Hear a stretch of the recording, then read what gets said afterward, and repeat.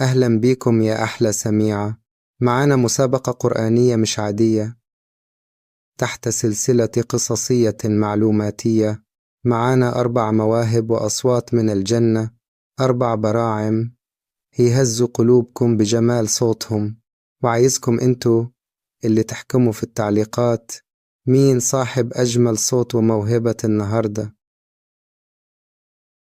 وسمعونا صلاتكم على النبي في التعليقات. ويلا بينا مع المتسابقة الأولى، وهتقرأ لنا سورة الفاتحة بصوت رقيق.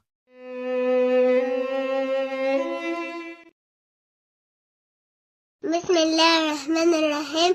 الحمد لله رب العالمين، الرحمن الرحيم، مالك يوم الدين، إياك نعبد وإياك نستعين، اهدنا الصراط المستقيم، صراط الذين أنعمت عليهم غير المغضوب عليهم ولا الضالين، آمين. ودلوقتي مع المتسابق الثاني، وهيقرأ لنا سورة القدر بجمال مش عادي.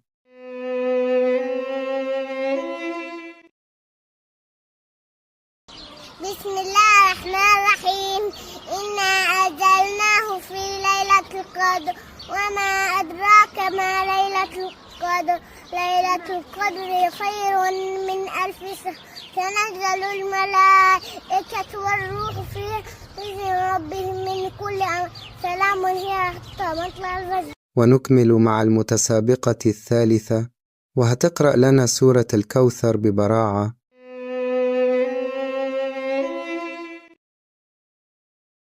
الرحمن الرحيم. إنا أعطيناك الكوثر فصل لربك وانحر، إن شانئك هو الأبتر. ومعانا المتسابق الرابع والأخير، وقراءة خاشعة لآيات من سورة الرعد.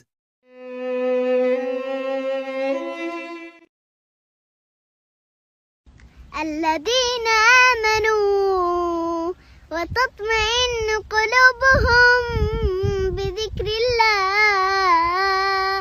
ألا بذكر الله تطمئن القلوب، ألا بذكر الله تطمئن القلوب، ألا بذكر الله تطمئن القلوب.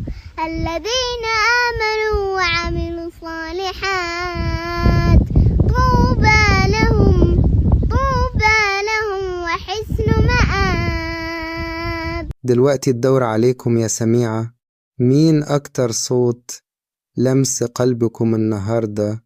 اكتبوا رقم المتسابق في التعليقات، ويا رب يكون عجبكم المسابقة يا أحلى سميعة.